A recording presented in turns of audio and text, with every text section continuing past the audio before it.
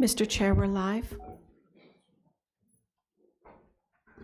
Thank you very much, Madam Deputy Clerk. Good evening, everyone, and welcome to Chambers here, and welcome online. I'd like to call this Development Services Committee meeting to order, please. Just a couple of housekeeping matters. First of all, before reading the land acknowledgement, if you could silence your cell phones while you're in Chambers, that would be appreciated. And when you come up to the rostrum, if you could adjust the microphone and speak clearly into it.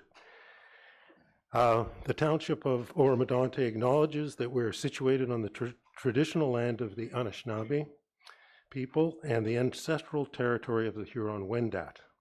The Anishinaabe include the Ottawa, the Ojibwe, the Potawatomi nations, collectively known as the Three Nations Confederacy. It continues today as the home for diverse Indigenous peoples, including the historic Métis community in Penetanguishene. The Anishinaabe people continue to have an enduring relationship with this land, specifically the Chippewas of Rama First Nation, the Chippewa Tri-Council, and the William Treaties First Nations. The Huron-Wendat Nation also continues to pay respect and protect their ancestors and heritage on this land. We honor the indigenous history and culture that has thrived for millennia in this territory and the treaties that bind us together as partners in the spirit of a shared, sustainable, and prosperous future. We are all treaty people. Our commitment begins with acknowledging the truth so that we can move forward towards reconciliation. Madam Deputy Clerk, may we have a motion to approve the agenda, please? Moved by Shell, seconded by Hutchison. It is recommended that the agenda for the Development Services Committee meeting of Wednesday, September 4th, 2024 be received and approved. Thank you. All in favor? The motion is carried. Are there any disclosures of pecuniary interest? Yes, Councillor Shell, please. Item 5A, Morris Shellswell and Sons Excavating and Grading. I have to declare because I do business with them. Okay, thank you very much. May we have are there any other pecuniary interests? Sorry, seeing none, okay. May I have a motion to approve the draft minutes of the previous Development Services Committee meeting, please? Moved by Bard, seconded by Greenlaw. It is recommended that the draft minutes of the Development Services Committee meeting held on Wednesday, August 7, 2024 be received and approved as printed and circulated. Thank you very much. Any comments, questions with regard to the minutes?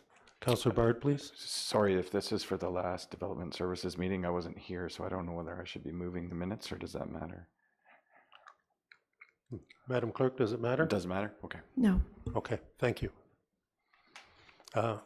Any other comments on the minutes themselves? Seeing none. All those in favor? The motion is carried.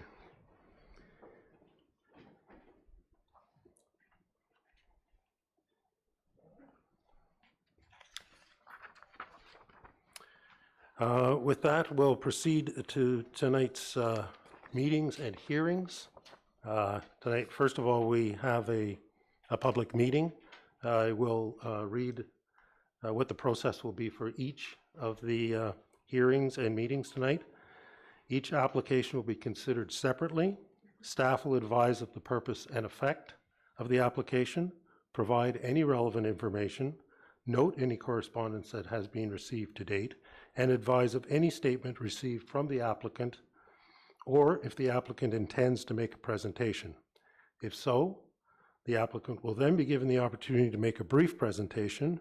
After the presentation, any members of the public that have been registered to speak, provide comments, or who are in the audience will be given the opportunity to speak to the application being considered. The Deputy Clerk will advise of those who have registered, and finally, staff will confirm if any further correspondence has been received during the public hearing or meeting. There will be a separate statement read at the start of each scheduled public meeting and hearing. Thank you very much. With that, are we on time to proceed? We are, right?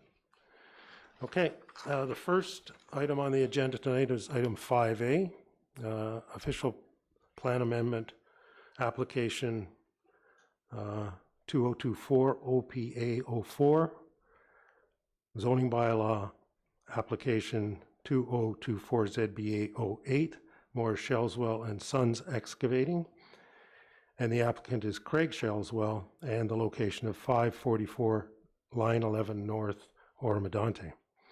This public meeting is being held in accordance with the provisions of the Planning Act to obtain public comments with respect to the official plan amendment and zoning bylaw amendment applications submitted by Craig Shelswell of Morris Shelswell and Sons Excavating on lands municipally known as 544 Line 11 North, Please be advised that this hearing is being digitally recorded for the purpose of the creation of a public record.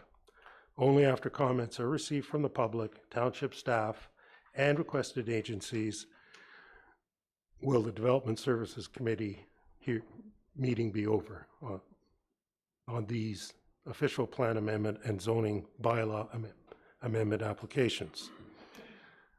Madam Deputy Clerk, has there been any correspondence received on this matter? Correspondence received from Bell Canada, August 14, Enbridge Gas, August 16, Township of Oro-Medonte Building Division, August 20, and Operations Division, August 26, the Huron-Wendat Nation, Russ and Diane Thornton, Julie, Corey and Ryan Briggs, and Joshua Morgan on behalf of Morgan Planning and Development, all dated September 4th, 2024. Thank you very much. I'll now turn the meeting over to Michael Barton, Township Planning Consultant, who will explain the purpose and effect of the official plan amendment and zoning bylaw amendment applications and any written statement received from the applicant. Mr. Barton, please. Thank you very much, and good evening, members of council. Yes, so I will make this presentation, and we do have a presentation from the applicant's agent as well, which will follow. So the address is 544 Line 9 North. You can see on the current slide the location map and the limits of the property. Currently used for agricultural and industrial purposes. The site is designated agricultural and greenlands under the official plan. And there is a split zoning of rural industrial and agricultural rural currently on the property. Next slide, please. So as noted, there is both an official plan amendment and zoning bylaw amendment that has been submitted.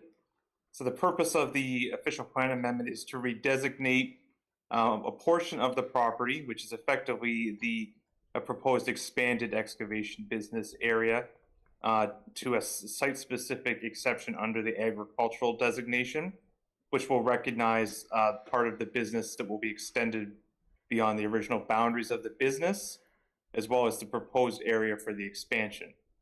The zoning bylaw amendment is then intended to amend the bylaw for a portion of the property from agricultural rural to rural industrial to permit the expanded contractor yard use. Next slide, please. So on the left slide, we could see an existing aerial of the site with the red line delineating the property limits. You can see the portion developed for the excavation business currently versus what is under agricultural use. The figure in the middle shows the portion of the property currently zoned industrial versus the portion that is agricultural rural. And then on the right side is the figure showing that the property has predominantly agricultural official plan designation with a portion greenlands. Next slide, please. This is the proposed site plan showing the existing layout of the contractor's yard, as well as the excavation business buildings and existing dwelling. So sort of to the northeast corner of the property, you can see those existing structures, existing contractor yard to the west, and then the proposed expanded contractor yard to the northwest corner, and then the portion along the south remaining under agricultural use. Next slide, please.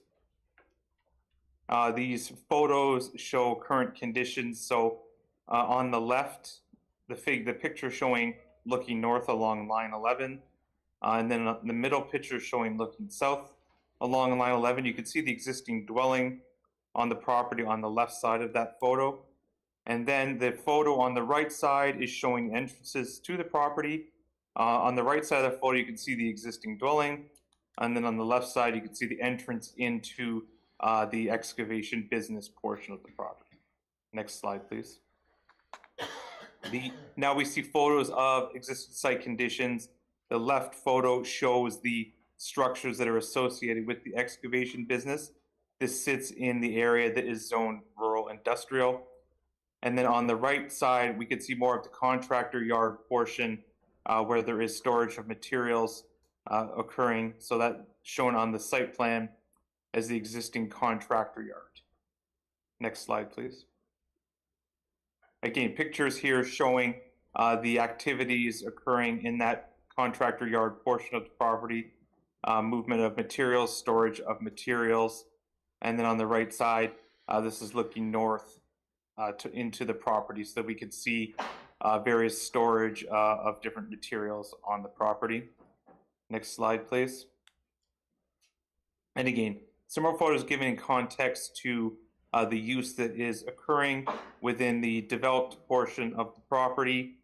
This would be the use that's intended to be expanded into the expanded contractor yard area. So again, various types of materials associated with the excavation business. Next slide, please. So at this point, we are providing information and gathering comments. So again, I'll be working with township staff to review the planning context and the application, receiving comments from the public, and then a recommendation report will be coming forward at a future date. So with that, next slide, please. I think we'll move to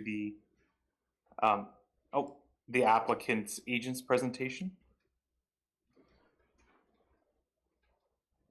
Thank you very much, Mr. Barton. Are you concluded then? Yes. Okay, thank you.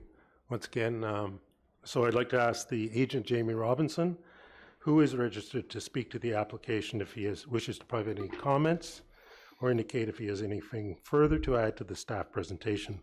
Mr. Robinson, please. Thank you, Mr. Chairman, and your worship, members of council and members of the public. I just have a brief presentation, and again, I'm the agent for the applicant, Mr. Craig Shelswell. If you just want to go to the next slide, please, and I'll try to skip through the portions that your planner's already provided an overview of. This is the location of the subject property. If you just want to go to the next slide.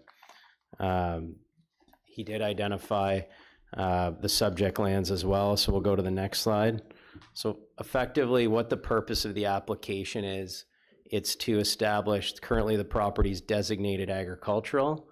And I guess if I could just summarize the application in sort of layman's terms, Mr. Shelswell has had a successful business. The property is currently zoned for industrial uses, and he'd like to expand the area that's subject to that application. That's subject to that business. That's the simple terms of what's being proposed here.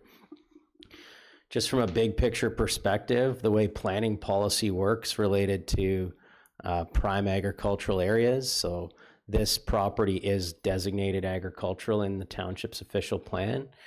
And the province, so as such, it's considered a prime agricultural area. So the province places a high priority on the protection of agricultural lands and prime agricultural areas. And there's, as you're well aware, there's very limited law creation that's permitted in those areas. There's also very limited circumstances where you can add or expand other uses in agricultural lands. So within the provincial policy statement, and then also within the new PPS, which comes out into effect in October, there's a set list of criteria that apply, and that set list of criteria are the specific tests, if you will, that must be met if you're proposing a use that's not agriculturally related in an agricultural area. So it's a very defined policy framework. Now, if this was the introduction of a new contractor's yard and there was a clean slate, nothing existed here but farmers' fields, I would say those criteria aren't met, but that's not the case here. The case is that there's an existing business located at this property, and it's been successful. And we provided some analysis in our planning report on why it's appropriate to expand that designation and subsequently the zoning to allow for the expansion of the successful business. I will just add that the township has done this sort of thing in the past. A prime example is Napoleon, which is Wolf Steel at County Road 93 and Highway 11. Their new warehouse there was zoned and designated prime agricultural at the time. And based on them meeting the certain criteria that are outlined in the planning documents, which I believe is the case here, the township approved an expansion of that successful business at that same location. So this isn't setting a precedent. It's something that's done before, been done previously, and it's something that can't happen everywhere. It only can happen where there's a unique set of circumstances. And in this case, the unique set of circumstances are met. The main portion being the business is existing at that location. If you just want to jump ahead, I've kind of jumped ahead some slides, but to slide number 6. There we go. So county OP. So the county OP and the provincial policy statement and new provincial planning statement provide similar context. And what those criteria basically include is that you've looked at other options first, you've looked at lower priority agricultural lands, and that there's no other opportunities available that avoid prime agricultural areas. And in this case, the fact is that in order for an existing business to expand at its current location, it is the only opportunity, it is the only viable location.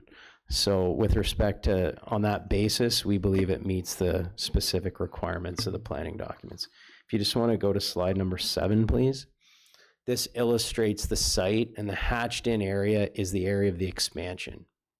So you can see that on the figure, there is an area. So the area in white is the area that's currently zoned industrial. So it has industrial zoning currently, which meets the definition of a contractor's yard.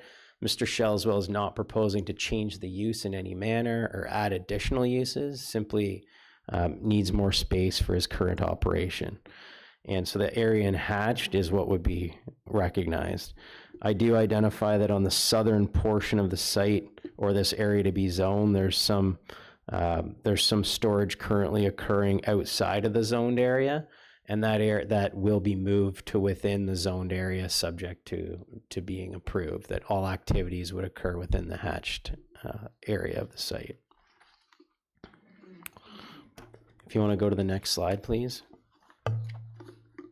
I haven't had a chance to review any comments that were provided today, but I did have an opportunity to review some comments that were provided by the neighboring property owner to the south.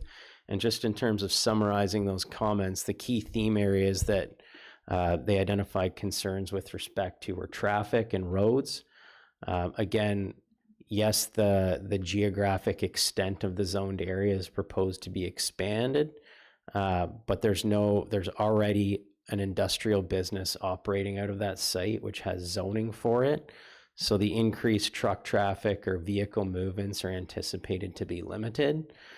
As far as concerns related to noise and dust and storage of materials on site, any noise, dust, or storage of materials is covered through Ministry of the Environment regulations that deal with those certain aspects. So any activities that would occur on the site in the future and that do occur on the site now are regulated through Ministry of the Environment requirements, and they must meet those requirements for land use compatibility related to noise, dust, and material storage. And that relates to the trucking piece too. The final area of concern that was identified related to the redesignation of agricultural lands and the importance of protecting agricultural lands. As I mentioned at the outset, that is a very important item in land use planning and the protection of agricultural lands. And it's only in very unique circumstances that industrial uses or non-ag uses should be permitted in agricultural lands. And one thing I'd just like to add here is that this site is unique. It does meet those requirements, but there's nothing preventing the site's being used as a contractor's yard for storage purposes. there's nothing that would limit these lands from being converted back to agricultural lands in the future should this use cease to exist. So I think that's another important consideration as well, is that it could also be used for those other uses in the future.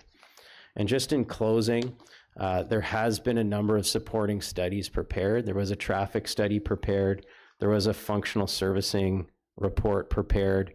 There was a site grading plan prepared, and there was an archaeological study prepared to review the various technical merits of the official plan amendment and zoning bylaw amendment application.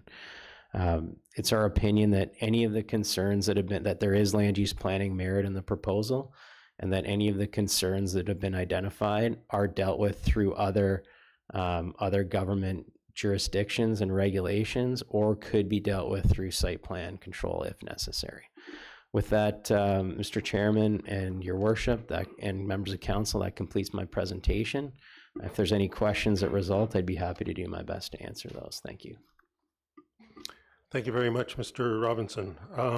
Members of the committee, do you have any questions for Mr. Robinson? Yes, Councillor Hutchison. Thank you. Through you, Deputy Mayor. Mr. Robinson, you mentioned that the land could be turned back to agricultural use in the future. Is there an opportunity here for this land to be used for something other than the industrial use that it's proposed in front of us now? So in other words, could they change the use in another type of industrial use, given if the zoning was changed? Through Mr. Chairman to the councillor, what's proposed here from a zoning perspective is the industrial rural zone. So any of the uses that are permitted in the industrial rural zone would be permitted if this application's approved as proposed. Thank you very much. Any further questions for either of the representatives? No. I have a couple. If the official plan redesignates the lands, would that be a requirement of county to authorize that official plan amendment? Or does that solely rest at the township level?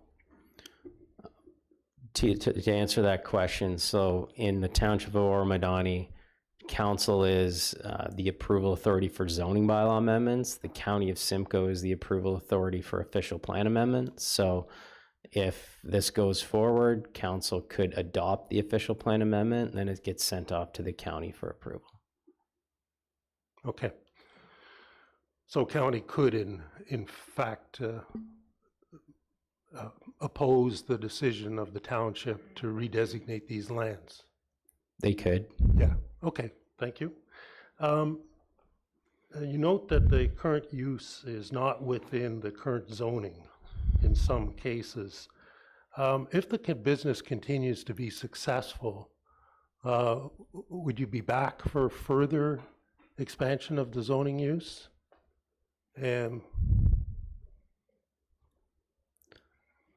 Just in terms of, all I can speak to is what's proposed right now. I can't speculate on what might happen in the future, but having reviewed the current extent and the size of the business that's operating there now, all I can evaluate is what's being proposed, and it's my opinion that the scale of what's being proposed in the area proposed to be rezoned is appropriate and does meet those specific tests.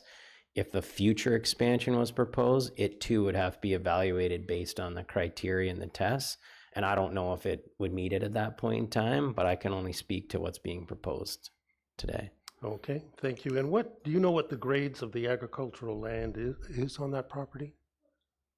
The grade, like in the land classification? Correct, yes, thank you. I'm not sure what the CLI land classification is, but I can certainly look that up. Typically, agricultural lands in this area are class 1 through 3 soils, but I can confirm what that is. Okay. And when was that Wolf Steel expansion? You'd indicated it was some kind of a precedent. When would that have occurred? I wouldn't call it a precedent. I think it was around 2012-ish or somewhere in that ballpark, maybe. 14 maybe, but yeah, it's just another example of an expansion of existing use at its current location and how those tests are applied. And again, that's an OPA that was approved by the township or adopted by the township, approved by the county. Okay, thank you. And one more, if you don't mind. If the land were to be, if this rezoning and bylaw amendment were to go through, would it be possible for your client to agree to a rehabilitation program to restore the land to prime agricultural land after this use was discontinued, similar to an aggregate operation? I think that would be something could be considered. Okay, all right. I can't speak to it today, but it could be No. considered. Yeah, it is a hearing, so, you know, these are all options for the future. Thank you. Thank you, Mr. Robinson. Anyone else have any further questions? Okay, seeing none. Madam Deputy Clerk, is there anyone registered to speak to this matter? Craig Shelswell is also registered. Okay, thank you, Mr. Shelswell. He declines to comment at this point. Anyone else registered to speak? No, Okay. Mr. Chair, that was just the two. Thank you very much. And is there anyone in chambers who wishes to speak to this matter? Yes, sir, with your hand up. Please come up to the rostrum and adjust the microphone Good evening. and state your name. Sure, yes. Please, thank My you. name is Josh Morgan. I'm a registered professional planner. Thanks for having me here tonight. I'm here this evening representing Russ and Diane Thornton. Russ and Diane are sitting behind me to my left. Russ and Diane are the adjacent property owners to the south. And Russ and Diane's address is 472 Line 11 North. My relationship with Russ and Diane began 10 years ago when the applicant, the Shelswell family, submitted applications, I believe it was in 2014. The applications at that point in time, I think, were more broad, if I could speak generally. And I reviewed the applications on behalf of the Thorntons at that time and expressed in written correspondence to the municipality that we felt those applications did not conform with the official plan. And ultimately, the applications at that time were denied. Mr. and Mrs. Thornton contacted me a couple of weeks ago and brought to my attention that there had been new applications submitted by the Shelswell family and asked me to take a look at those applications. I spent considerable time yesterday and today reviewing what's been submitted, and I'm here today to express, first of all, my concern from a policy perspective with the applications, but also to express the Thorntons' concern regarding land use compatibility between their property and the property that is subject to these applications. What I did to not bore the entire crowd here tonight by going through a long list of policies is I submitted a letter just at about 4 or 4:30 this afternoon, which I imagine has been circulated. And if it hasn't, I would ask you to please take a read of it. But the primary purpose of that letter was to list the policies which Mr. Robinson made reference to today. So Mr. Robinson, in his planning justification report, and again tonight, made reference to provincial policy and also county policy that we must have regard for when considering permitting non-agricultural uses in a prime agricultural area. And that's what we're here to speak about tonight, because that's what these proposals seek to do. So I would ask you to please, when you have a moment, and before a decision is made on these applications, please review that letter that I submitted. It outlines the criteria in both the provincial policy statement, which is in effect today, the provincial planning statement, which will come into effect on October the 20th of 2024, and also the County of Simcoe's official plan. The criteria in the current PPS and the soon-to-be PPS are exactly the same. And the criteria in the county's official plan, there are 9 of them. 4 of them are direct replication of the provincial criteria, and then the county has 5 additional criteria. So where Mr. Robinson and I suppose, disagree in terms of our opinion, would be in particular with criteria number 4, and I'll bring you to my submission when you have the moment. But criteria number 4 requires that if a non-agricultural use is to be permitted in a prime agricultural area, that alternative locations need to be evaluated. And in my read of the application thus far, there has not been a robust, or if any at all, evaluation of alternative locations for the expansion or potentially relocation of a portion of this successful business. So I'd ask you to please take a look at my written submission. I would just like to speak more generally in terms of land use compatibility, and certainly that's something that the Thorntons can speak in a much more thorough way to than I can, but I can express to you what they've expressed to me, which is that noise is a significant concern, dust is a significant concern, and traffic is a significant concern. And I do recognize, as Mr. Robinson noted, that they have a traffic impact study, and of course you'll need to have regard for that. But noise is a significant problem. And I think what I'm hearing from the Thorntons is that the crushing of concrete is a significant problem. It is very disruptive. And the concern from the Thorntons is that expanding the operation between I believe there are 3 acres of land that is currently zoned IR. And the proposal is to expand that from 3.4 acres to 10.8 acres. So we're talking about a 300% expansion of the lands that are zoned IR, or rural industrial. And so when we consider a 300% expansion, well, what does that mean? It means more noise likely, it means more dust, it means more traffic. And I think I would ask you please to consider that when you think about rezoning an additional 300% of land for this non-agricultural use in a prime agricultural area. I'd just like to say that first of all, certainly the success of the Shellswell companies is to be applauded and to be encouraged, and I hope that they continue to grow. But I do believe that the success of this local business should not come at the expense of the Thorntons' pleasure of their own property. I would also just say that should these applications be approved, and I believe that they should be denied, it's my professional opinion that the provincial criteria and the county criteria have not been met, but should these applications be denied, I request on behalf of the Thorntons that the township facilitate discussions with the Thorntons, with the township officials, and with the applicants to make sure that there are appropriate mitigation measures put in place to protect the Thorntons. Berming, fencing, noise control, dust control, those things I believe are absolutely required should this not only existing operation continue, but should it be expanded by 300%. Those are my comments. Thank you for your time. I have to run back to Orillia to coach a basketball practice. Take care, everyone. Good luck with the hoops, Mr. Morgan, and thank you for your presentation. Is there anyone else in chambers who would like to speak to this matter? Yes. Yes, sir. Please come forward.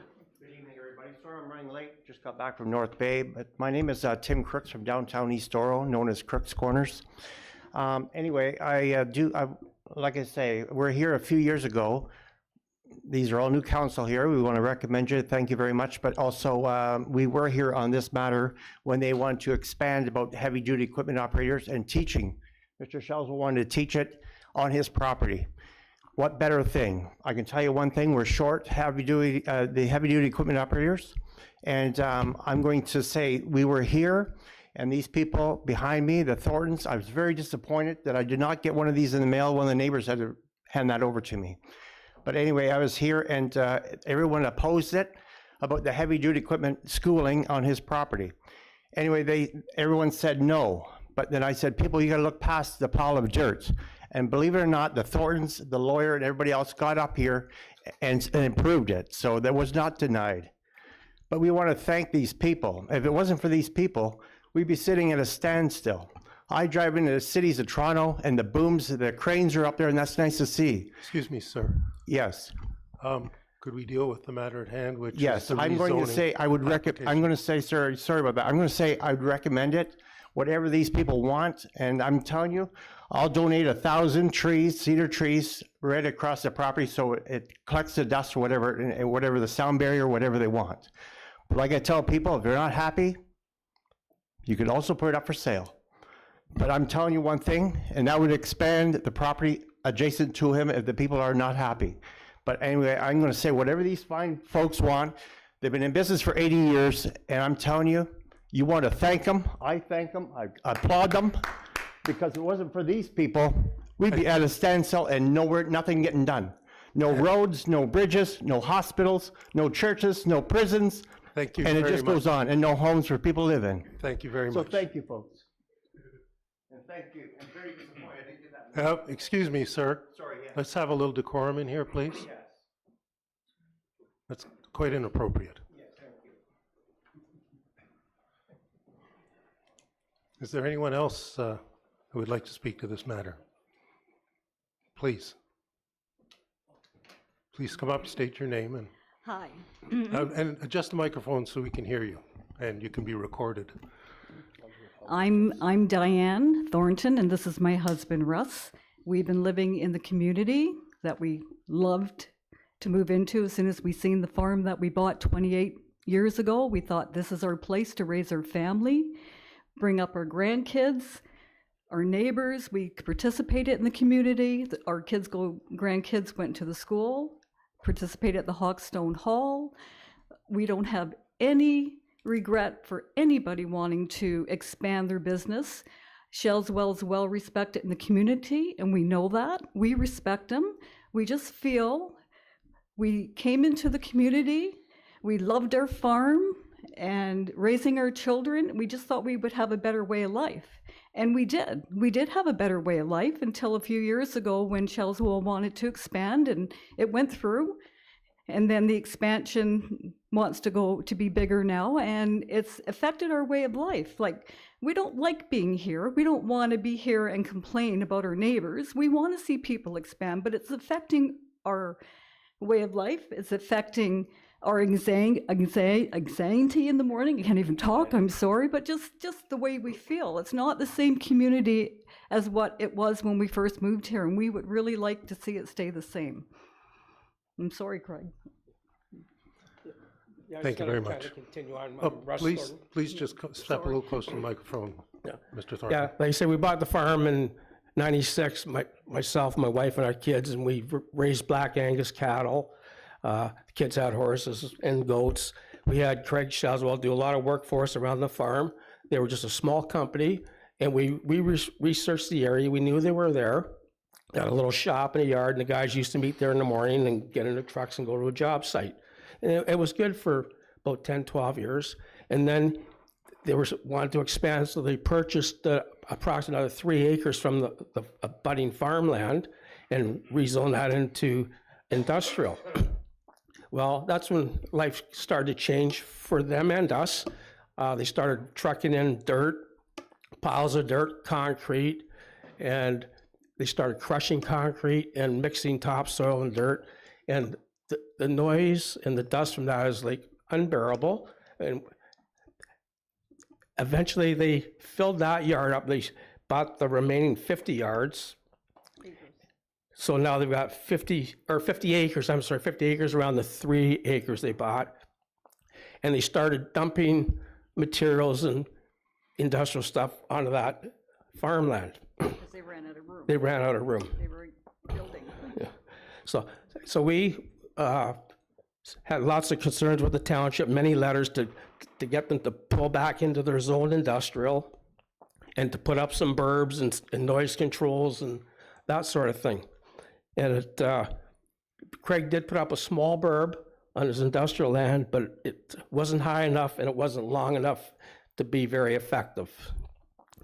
And I asked him, he said he didn't have room to extend it, so I asked him to put a burb on our property. So I've got a small burb on my property, takes up half my barnyard to try to alleviate some of this noise. And it helps a little bit, but it's too far away from the source of the noise. So we still get the blunt of the noise.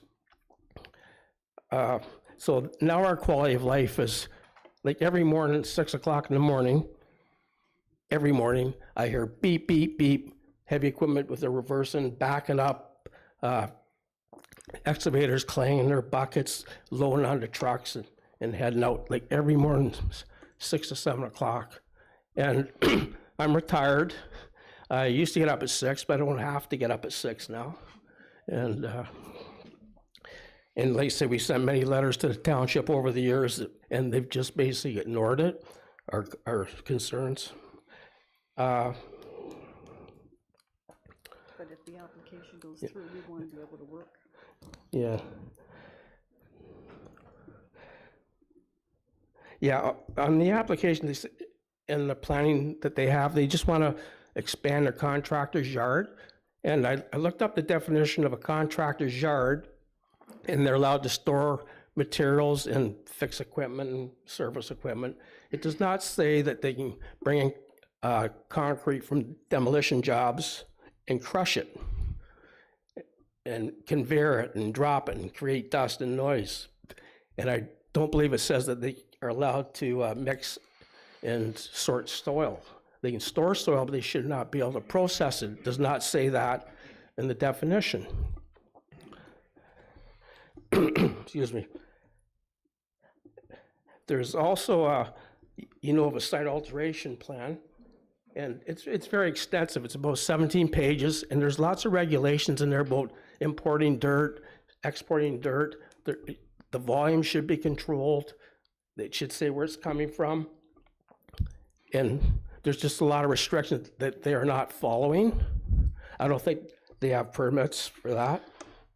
Okay. On, Russ. Yeah, Okay. if we could deal with the matters as they pertain to the disruption of your land use, that would be best. I mean, we can't deal with concerns about possible use of the lands that are not appropriate currently. That's not the subject matter for here. No, Yeah, no, okay, we well, understand like, that. I'm just saying that they are crushing concrete on their land right now, and they Okay. propose to carry on with that, and I don't think that's the right fit for a yard, but okay. Okay, that's what they're applying for though, so, Yeah, and just to give you an idea of the scope of this thing, like right now, present their yard, I estimate about 15,000 to 20,000 cubic meters of concrete and soil piled up there. And I'm gonna give you some pictures to see what I'm talking about. And like 15,000, 20,000 cubic meters of dirt calculates into about 1,000 triaxle truckloads for what's there now. And for every truckload, it's 4 trips. They gotta send a truck from their yard to pick the material up, bring it back, that's 2. They process it, sell it, send it out, that's 3, and truck comes back, that's 4 trips for 1 truckload of soil or concrete. So the traffic on the road from trucks is it's horrendous. It's loud and it's dusty.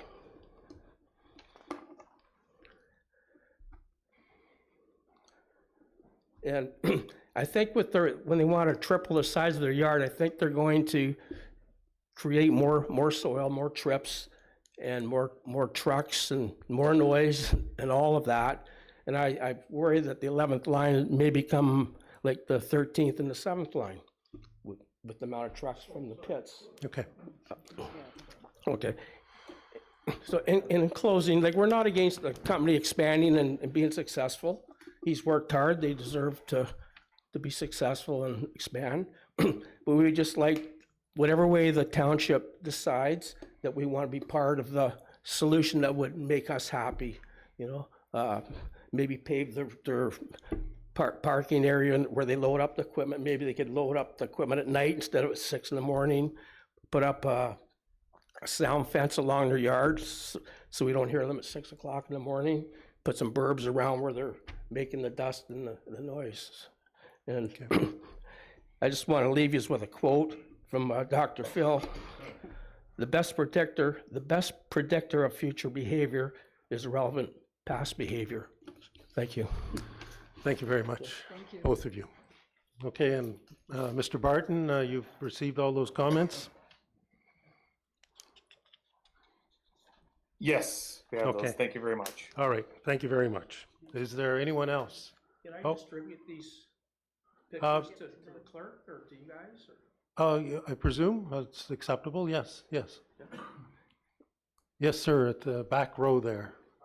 Just state your name and adjust the microphone so you can be heard. Thank you. So my name is Mark, and my last name is Lee. It's my wife, Rhonda, behind me. We live at 285 Line 11 North, and it is definitely much noisier now since the original crusher went in, but it's manageable. What we've noticed is a huge degradation of Line 11. I could show you pictures. It's crumbling to pieces. I bent rims on a performance car that I own. My problem, I guess. But it is definitely a lot more traffic than there used to be. One of the concerns I had was the crusher that they have there now, because they're going to expand the yard so much larger. Were they anticipating or planning on buying more crushers? Are we going to end up with 3, 4, or 5 crushers in that huge yard? Because once they have that established, they can do that. There's nothing to stop it. And that would be extremely noisy, because I can hear the trucks, same as these folks here down at my house. I hear the tailgates slapping back when they empty the loads, and the beeping of the truck. It carries if the wind's coming from the west. But more or less, the big concern is that road. It is horrendous. I think it's probably the worst road in Oro Township. I have driven every single road. I work for a propane company, and I can tell you right now, I live on the worst road in Oro Township. So that would be a huge concern for me. As traffic increases, we know the degradation of the road's going to happen more and more. So that's our concerns. I mean, other than that, it does start early in the morning. I have my window open. I can hear it start up sometimes at 6:30, and you're like, oh, I got to close the window. But that's what it is. They've been there a long time, long before my time here. So yeah, but that's all I had to say. Just concerned about the additional rock crushers being added to what they already have now. And fix that road, please. Thank you very much, Mr. Lee. I think you'll have to get in a lineup for the worst road in Oro-Medonte, from what I hear. Anyway, yes, sir, Mr. Shelswell, did you wish to speak? Could I address Mark's concern? You can come up to the podium here and make a statement with regard to the application, preferably. Yeah, I'll address his concerns. We don't have a crusher on site. We only have a crusher about once a year, and for maybe 5 days. It's when we do our crushing. It's usually in the fall. Oh, excuse me, sir. Yes. Could you speak into the microphone, please? Sorry. Yes. Yeah. So anyway, we have a crusher. Start again, please. We have a crusher on site about once a year. We do not have a crusher on site now. We have a screening apparatus to screen the topsoil. As far as the road goes, I'm not assuming he's blaming us for the state of the road. The road was old Highway 11. There's 12 inches of concrete underneath that frost heaves every year. That has nothing to do with our bit of traffic that we put on there. There is a lot more traffic on the concession because of the development that's gone up the road. As far as our truck traffic really hasn't increased anything in the last couple of years. So anyway, that. Okay. Okay, thanks. Thank you very much, sir. Anyone else who wishes? Oh, yes, in the corner, please. Please come up and adjust the microphone. Hi, my name is John Gummersall. I live in the new development up in East Oro. Moved in a couple of years ago, and I have a letter written here. I'll just submit it to the clerk for consideration.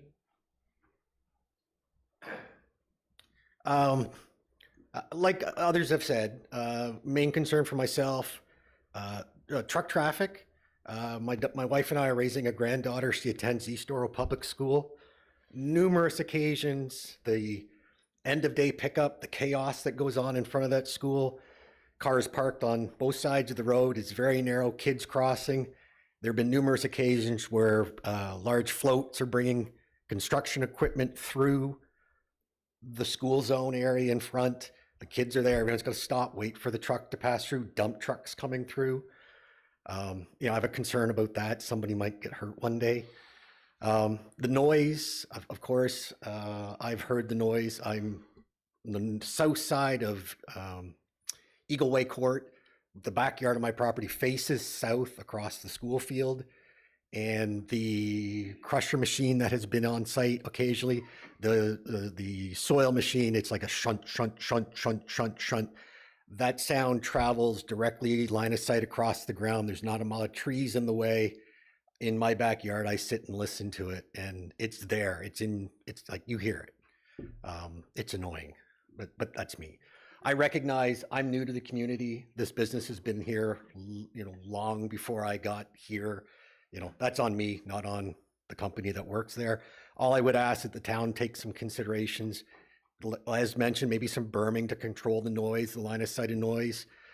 If we can work on the truck traffic, if we have opportunity to maybe say, agree to the zoning, but all traffic coming out of the site has to go south to number 11 instead of coming north in front of the school into the community of East Oro and on, and the same getting back to site, just bring it in from the south end.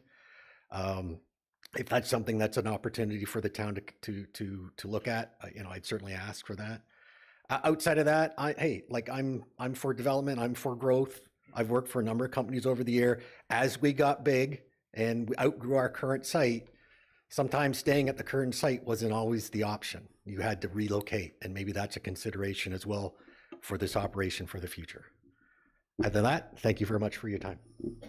Thank you very much for your presentation. Anyone else who wishes to speak to the matter? Oh, yes, sir, at the back. If you could please step forward. Just the microphone and state your name. Mr. Chairman, my name's Al Johnson. You asked for anybody wanted to speak, so I don't get much chance at home, so anyway. I'm here tonight to give a little bit of a country atmosphere on this topic. The Shelsels have been around for a long time. And if I could refer to the founder as just plain Morris, that's what everybody called him when he was alive. Morris started out almost 80 years ago. And if there's any of you around here that were around when he started, that's a long time ago. Because I was. Anyway, you see what happens when you get old. You kind of get decapitated and crippled and all that good stuff. But Morris started out with a small bulldozer, up and down the road looking for work. And he didn't even have a truck to move it. But I'm saying that because I wanted to emphasize Morris's principles in life.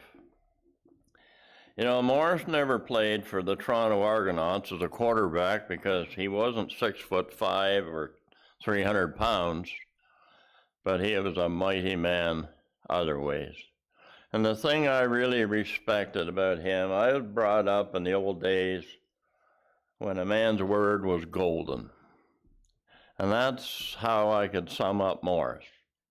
Morris had some great Christian principles, and his word was golden. If he said something, you could take it to the bank. And he brought the boys up the same way. And if you watch how the business has grown over the years, I don't even know if they know how much equipment they have. All I know is there's a lot of people work there. It puts bread on the table for a lot of people, a lot of families. And I just see this application as a motherhood and apple pie. To me, it's very simple. I'm not here representing anybody. I'm not even sure my wife knew where I went tonight because nobody else knows. I just hope supper's ready when I get home. I just want to emphasize the fact that this country was built on good Christian principles at one time, and somehow we've got away from that. I hope you will do what's right and recognize the fact that we need to support local businesses. If we don't have local businesses, we don't have anything. And back in those days, that's what Morris started out with, and the boys have carried on. And I'm here to say that I support this application. To me, it's motherhood and apple pie. And I hope I get a bit of that when I go home. Thank you, sir. Thank you very much for your comments.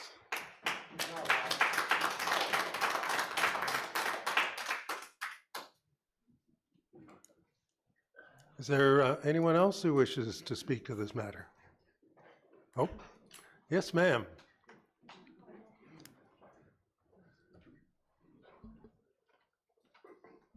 Please step up to the microphone and say your name, and try and stick to the Yes, official I will. plan amendment and the zoning bylaw amendment. My name is Joan Kelly. Thank you, And I live in the community and grew up in the community. And to, I guess, a little bit to concerns where I grew up, we ended up with a gravel pit behind us. I totally understand about the sounds and the noise first thing in the morning. I agree there are some solutions like berms, trees. This is an amazing company that is expanding, which is an amazing thing for Oro-Medonte. We're always talking about expansion. And unfortunately, yes, subdivisions have come into the area where a business already was. It's like coming and buying next to the dump and complaining about the smell.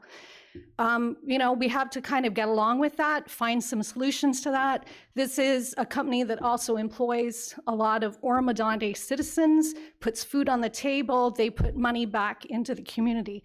I think it's amazing that they're able to expand their business and to grow, and I hope we can find some kind of way to grow that.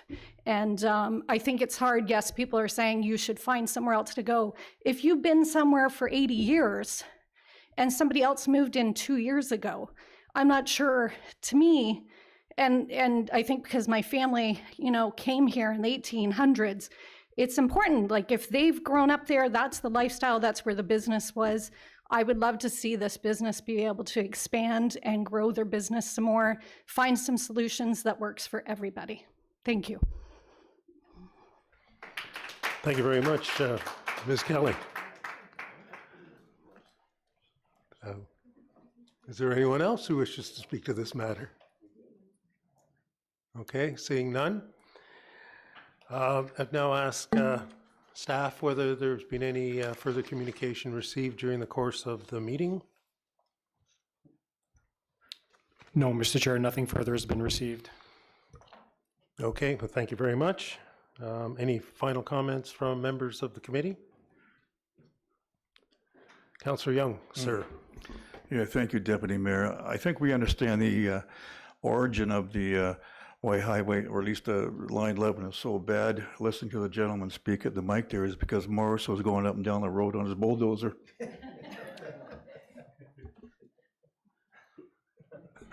Thank you very much for that contribution. Okay, with that, I'd like to thank everybody for their vibrant participation tonight on this matter, either through your verbal comments or your written submissions. And we will consider all of those, or certainly Mr. Barton will, along with planning staff, when they prepare their report, which will come back to this committee at a later date. So with that, we'll move on to the first hearing of the evening, which is item 6A on the agenda, 2024A41, Old Corn. The applicant is Darren Oldcorn of 2504 Line 2 North in Oro-Medonte. This public hearing is being held in accordance with the provisions of the Planning Act to obtain public comments with respect to the minor variance application submitted by Darren Oldcorn on lands municipally known as 2504 Line 2 North. Please be advised that this meeting is being digitally recorded for the purposes of the creation of a public record.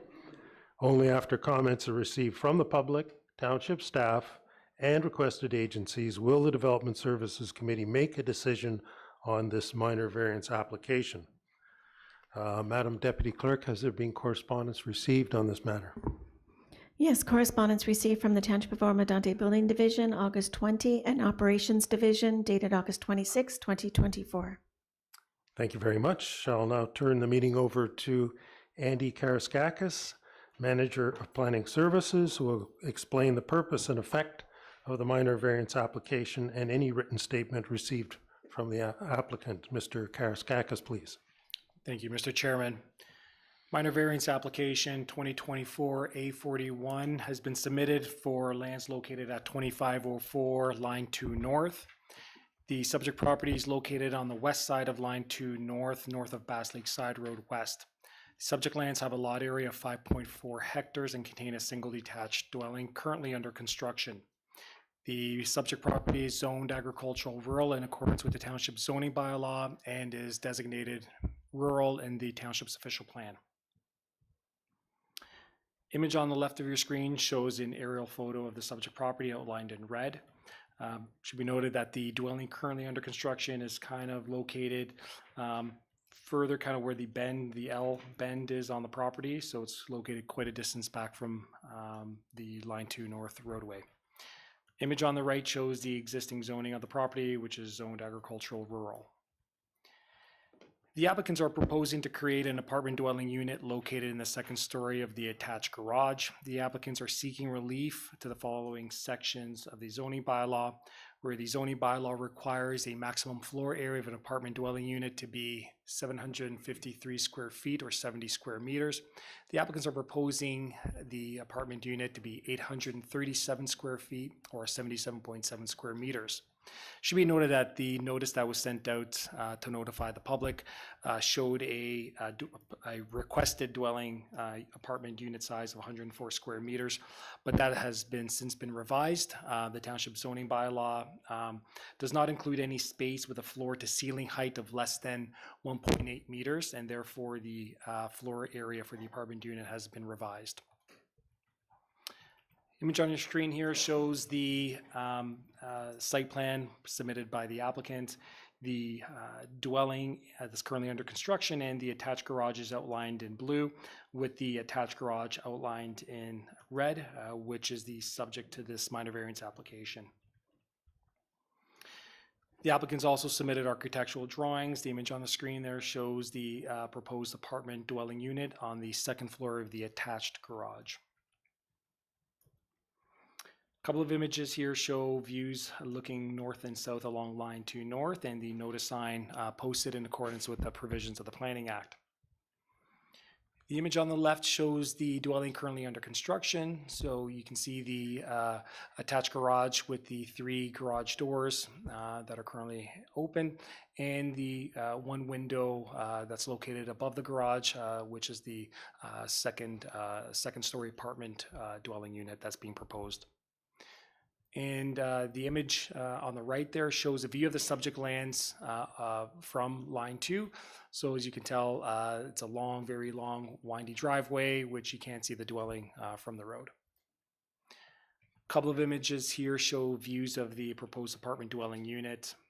It's proposed to accommodate a kitchen, living room, a 1 bedroom, and 1 bathroom.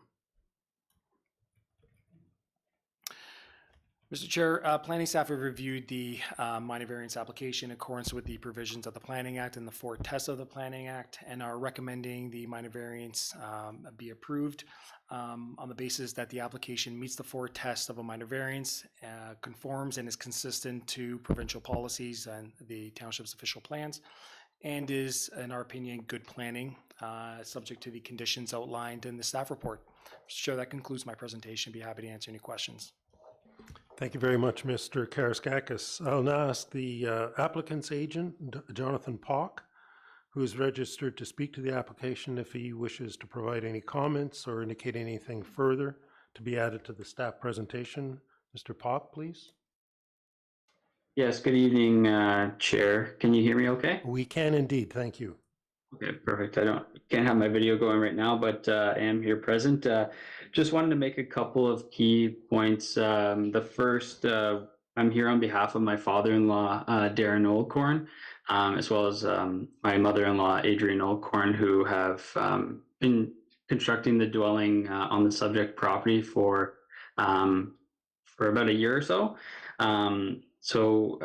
Just a couple key points that I'd like to make. The first being there is no new development proposed, simply the internal renovation of the accessory garage on the upper story. Secondly, the septic has been accommodated for, so it has been sized accordingly to accommodate the proposed internal renovation and additional septic demand that would be as a result of the accessory dwelling. Secondly, it's simply not going to be used for any type of short-term rental or anything. It's simply for the grandparents that are downsizing and to accommodate their downsizing and living with their family. If there are any questions, I'd be happy to do my best to answer them, but we have reviewed the staff report and the recommendations to approve the application and don't have any objection at this time. Thank you. Thank you very much, sir. To the committee members, any comments or questions with regard to this application? Okay, seeing none. Anyone else registered to speak to this matter, Madam Deputy Clerk? No, there were no additional registrations received. Thank you. Anyone here in chambers who wishes to speak to the matter, please step forward, ma'am. State your name and adjust the microphone. Hello, my name is Joanne Russell. I am the only neighbor that lives close at all. I'm the very next door neighbor to this property. I have met Darren Oldcorn and his wife.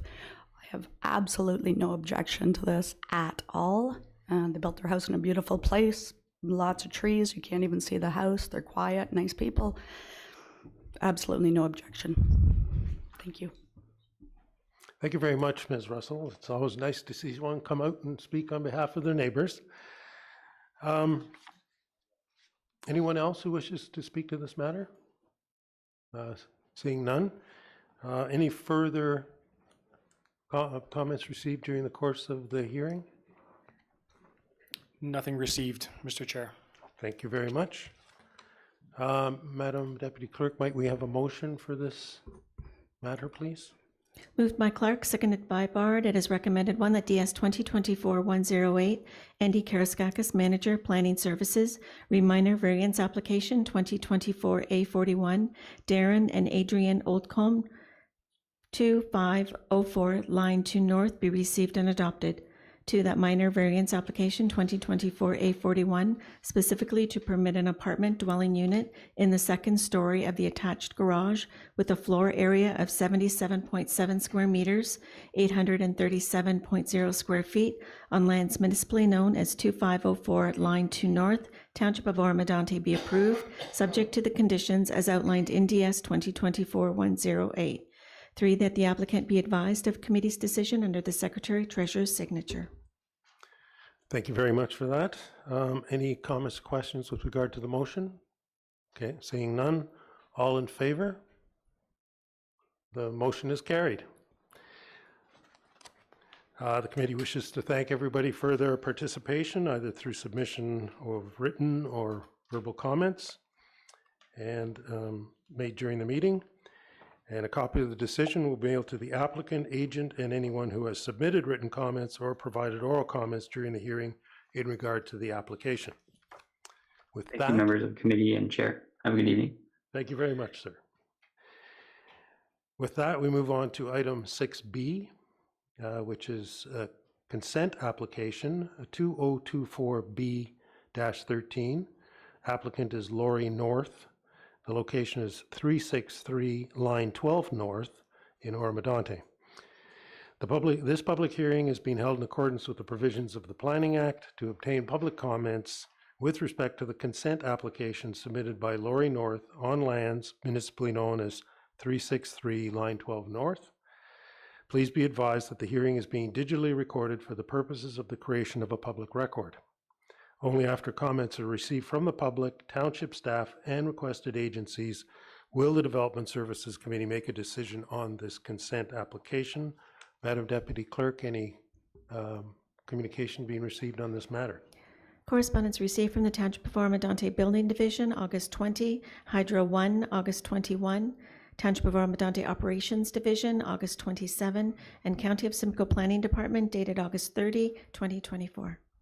Thank you very much. I'll now turning the meeting over to Yubing Fan, planner, who will explain the purpose and effect of the consent application and any written statement received from the applicants. Ms. Fan, please. Thank you, Mr. Chair. Consent application 2024B13 is applied for the property located at 363 line 12 north. The property is zoned agriculture, rural, and environmental protection, and designated agriculture and green lands in the township's official plan. The current use of the property is residential and agricultural. Next slide, please. The image on the left-hand side is an aerial photo of the property. The image in the middle shows us the existing zoning of the property. So we can see the green area, which represents the environmental protection zone and serves as a buffer around the water course traversing through the property. And the rest of the property is zoned agriculture rural, which is in the yellow area. The image on the right-hand side shows all the farm parcels held by the owner and the companies in her corporate structures. Next slide, please. This slide shows us the purpose of this application. The applicant is requesting to create a new lot through the severance of dwelling, described as a surplus to a consolidated farming operation. The details of the proposed consent are shown in this table. So the lands to be severed would have a frontage of approximately 60.4 meters and an area of 0.22 hectares. And the lands to be retained would have a frontage of 499.7 meters and an area of 40.7 hectares. Next slide, please. So this slide shows us the consent sketch. We can see that the lands to be severed are located along the line 12 north. The existing dwelling is on the lands to be severed, and there are 2 existing livestock facilities and a few accessory buildings on the lands to be retained. The retained lands is required to be rezoned to an exemption zone, which will prohibit future residential use. Next slide, please. These 2 pictures shows us the views looking north and south along the line 12 north. Next, please. This picture shows the proposed several lines and the public notice sign. Next, please. These 2 photos shows us the 2 existing livestock facilities, which is a chicken coop and a barn on the lands to be returned. That's where the minimum distance separation requirements would apply. Next, please. This slide shows us the existing single detached dwelling on the lands to be severed. The next, please. This slide concludes my presentation. It is recommended that the consent application 2024 B13 be deferred, as requested by the applicant, to provide the owner with an opportunity to address the minimum distance separation requirements from the existing livestock facilities to the proposed several lot. So that's the end of my presentation. Thank you, committee members, and I'm available for any questions. Thanks. Thank you very much, Ms. Fan. Now ask the applicant's agent, Vanessa Simpson, who is registered to speak to the application, if she wishes to provide any further comments or anything further to the staff presentation. Ms. Simpson, please. Good evening, committee members. Can you hear me? We can indeed. Thank you. Awesome. So yes, like I said, Vanessa Simpson from Morgan Planning, representing the applicant on this file tonight. I think Yuving has presented, most of the details, and as recommended, we have asked for a deferral of the application to provide us more opportunity and some time to, one, have more in-depth conversations with the applicant, as well as more in-depth conversations with town staff. We've been busy working with town staff the end of last week, trying to provide all the sufficient minimum distance separation requirements to the existing livestock facilities. And it just wasn't enough time for us to all get comfortable with making, an important decision in a rushed timeline. So we will likely be back next month, trusting that you defer the application for us, and we'll have our answers and our ducks in a row for that meeting, or maybe I should say the chickens. Yes, thank you very much. Chickens indeed. Thank you. All right. Members of the committee, any questions about this application? Okay, seeing none. Anyone registered to speak to this matter, Ms. Deputy Clerk? No, Mr. Chair, there were no additional registrations received. Thank you. And any additional correspondence received during the course of the hearing? No, Mr. Chair, nothing further has been received. Anyone in chambers here wishes to speak to this matter? Okay, seeing none. May we have a motion for this application, please? Moved by Young, seconded by Shell. It is recommended, 1, that consent application 2024-B13, Lori Lynn North, 363 Line 12 North be received and adopted. 2, that consent application 2024-B13 to create a new lot having a lot area of approximately 0.22 hectares, 0.54 acres, and a lot frontage of approximately 60.4 meters, 198.2 feet, containing a dwelling that is surplus to the applicant's consolidated farm operation on lands municipally known as 363 Line 12 North, be deferred as requested by the applicant to allow the owner the opportunity to address the minimum distance separation, MDS, requirements from the existing livestock facilities to the proposed severed lot. 3, that the applicant be advised of the committee's decision under the Secretary Treasurer's signature. Thank you very much. Any questions about the motion itself? Okay, seeing none. All those in favor? The motion is carried and matter is deferred. Thank you, committee. You're welcome, Ms. Simpson. So the committee wishes to thank everybody for their participation, either through written or oral comments, and we'll consider the matters in future decision. A copy of the current decision will be mailed out to the applicant, agent, and anyone who has submitted written or oral comments during the hearing in regard to this application. Thank you. With that, we move on to item 6C, which is a minor variance application 2024842. The applicants are Dave and Kathy Peck of 2 Sunnyside Avenue in Oro-Medonte. This public hearing is being held in accordance with the provisions of the Planning Act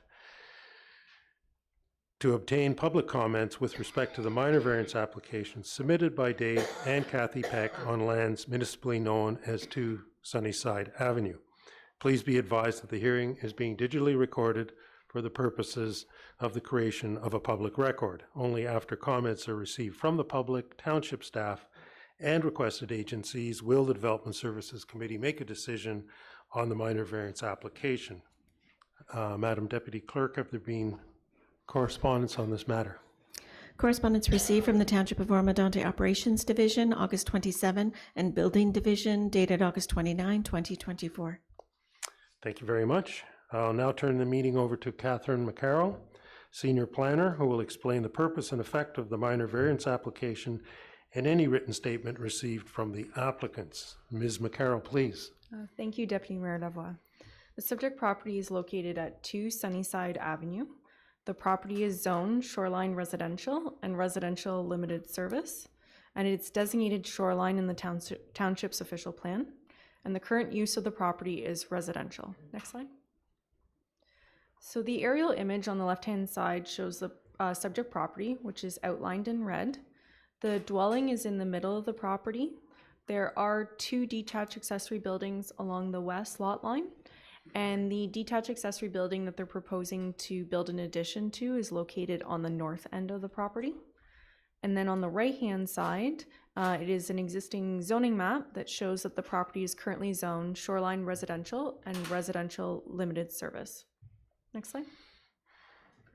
The applicants are proposing to build an addition to their existing detached accessory building, and they're looking for relief from section 5.1.5, maximum lot coverage, to be increased from 5% to 7.3%, and section 5.1.6, maximum floor area, to be increased from 70 square meters to 113.3 square meters. Next slide.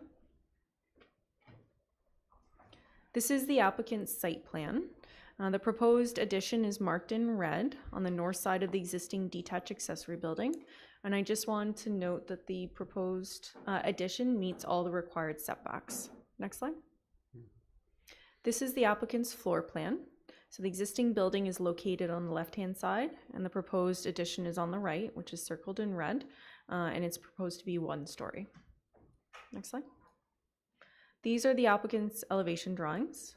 So the image top left-hand corner shows the east elevation. So the existing portion is the taller portion, and then the proposed addition is on the right-hand side with the smaller garage door. Next slide. So these are the views looking both north and south along Sunnyside Avenue. Next slide. And this is the public notice sign that was posted along the road. Next slide. The image on the left-hand side shows the existing detached accessory building that they're proposing to enlarge. The image in the middle shows the existing detached accessory buildings that are located along the west lot line. And then the image on the right-hand side shows the existing dwelling. Next slide. The image on the left-hand side shows the location of the proposed addition, where they currently have that coverall structure. And then the image on the right-hand side shows the view of the existing detached garage from the road. Next slide. These images show the vegetation that is along the front lot line, along Sunnyside Avenue, which will help screen the proposed addition from view from the road. So one of the recommended conditions is that the applicant maintains the existing vegetation that's along the front, interior, and rear lot lines, or replace it if it gets damaged during construction. Next slide. It is recommended that minor variance application 2024 A42 be approved, as the application meets the 4 tests of the Planning Act and conforms to or is consistent with the applicable provincial, county, and township planning policies and represents good planning. All the recommended conditions are listed on the screen. They are all standard conditions, and I am available if there are any questions. Thank you. Thank you very much, Ms. McCarroll. I now ask the applicant's agent, Will Ices, who is registered to speak to the application, if he wishes to provide any comments or indicate if there's anything further to be added to the staff presentation. Mr. Ices, please. Oh, Ms. Ices, Ms. excuse Ices. me. That's fine. My apologies. It's all right. My name is Will Isis, architectural designer for Springwater Engineering Limited, and I'm presenting on behalf of our clients, Kathy and Dave Peck. The homeowners came to Springwater Engineering requesting drawings for an addition to their garage. A search through the Oro-Medonte bylaws presented some restrictions to their plans and was confirmed by your township staff. The homeowners meticulously care for their property on the shores of Lake Simcoe with log-type buildings on manicured lawns with well-cared-for gardens. Currently, storage of property maintenance equipment, lawn tractors, snow blowers, etc., is provided by a temporary cover on a concrete pad. A permanent structure will better protect and shelter their equipment and provide a more aesthetic appearance for the homeowners. The property is surrounded on 3 sides by tall cedar hedges, which largely block the view of both the existing garage and the proposed addition from neighbors. We ask your approval. Thank you very much. Any comments or questions from committee members? Councillor Schell, please. Yes, thank you, Chair. Through you to Ms. McCarroll. Could you tell me what limited services means? So shoreline limited service is one of the zones in the township. So this property at one point was likely merged because there's the shoreline residential that's along Sunnyside Avenue, and the other half, the west half, is the shoreline residential limited service. But in this case, they have access to Sunnyside Avenue. So it's typically all the lots that didn't have access to a township road, they were private. They had residential limited service zone. And in this case here, they obviously at one point merged, which you can see a few of the lots along the shoreline are a similar scenario. I know the one across the street on Sunnyside is the same, where it's a split zone. Okay. So shoreline, you have the shoreline residential and then the residential limited service side by side. Thank you. Thank you very much for that. Any further questions or comments with regard to the application? Okay, seeing none. Anyone else registered to speak to this matter, Madam Deputy Clerk? No, Mr. Chair, there were no additional registrations received. Thank you very much. Anyone else in chambers who wishes to speak to this matter? Seeing no one. Any additional correspondence being received during the course of the hearing? No, Mr. Chair, nothing further has been received. Thank you. May we have a motion for this application, please? Moved by Greenlaw, seconded by Young. It is recommended, one, that minor variance application 2024 A42, Kathy and David Peck, 2 Sunnyside Avenue, be received and adopted. 2, that minor variance application 2024 A42, specifically to permit the construction of an addition to the existing detached accessory building with an increased lot coverage of 7.3% and an increased floor area of 113.3 square meters, 1,219.8 square feet on lands municipally known as 2 Sunnyside Avenue, Township of Oro-Medonte, be approved, subject to the conditions as outlined in DS 2024-106. 3, that the applicant be advised of committee's decision under the Secretary Treasurer's signature. Thank you very much, Ms. McCarroll. Any comments or questions with regard to the motion? Seeing none. All those in favor? The motion is carried. Thank you very much for your submissions. And I'd like to thank everybody for their participation, either through oral or written submissions. And a copy of the decision will be mailed out to the applicant, agent, and anyone who has submitted written comments or provided oral comments during the hearing in regard to this application. With that, we move on to the last of the hearings of the evening. It is consent application 2024B14. The applicant is Jim Partridge. The location is 1307 Line 3 North in Oro-Medonte. This public hearing is being held in accordance with the provisions of the Planning Act to obtain public comments with respect to the consent application submitted by Jim Partridge on lands municipally known as 1307 Line 3 North. Please be advised that this hearing is being digitally recorded for the purposes of the creation of a public record. Only after comments are received from the public, township staff, and requested agencies will the Development Services Committee make a decision on this consent application. Madam Deputy Clerk, has there been correspondence received on this matter? Correspondence received from the Township of Oro-Medonte Building Division, August 20, Nottawasaga Valley Conservation Authority, August 23rd, Krista Scaldwell for Noreen Hutchinson, dated August 26, Township of Oro-Medonte Operations Division, dated August 27, and County of Simcoe Planning Department, dated August 30, 2024. Thank you very much.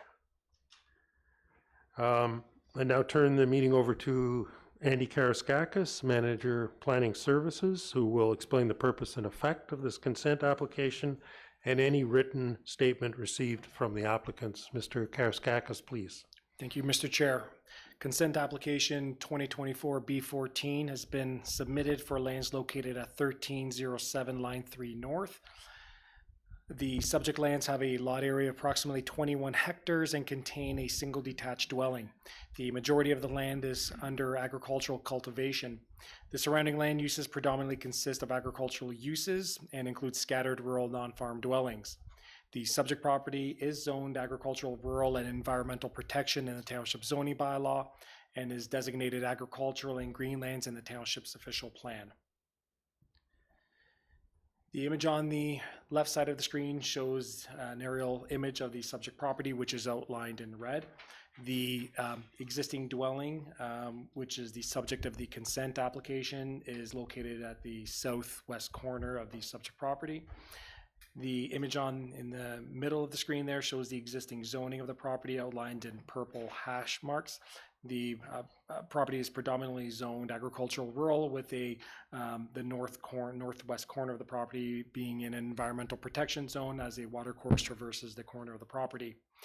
The image on the right there shows the farm parcels held by the owners, farm operations ownership. So the subject property is outlined in that reddish outline there on Line 3 North, and the yellow-orange image properties there agricultural lands that are also owned by the applicant. There's a total of 8 additional properties that the owner owns and operates, an agricultural operation. And there is one of the properties contains a dwelling, which is considered surplus to the applicant's land consolidation. The applicants are proposing to sever a lot which contains the existing dwelling on the basis that the dwelling is surplus to the applicant's consolidated farm operation. The lands to be severed, which contains the existing dwelling, is to have a frontage of approximately 134 meters, a depth of approximately 68 meters, and an area of approximately 0.9 hectares. And the lands to be retained would have an area of approximately 20 hectares.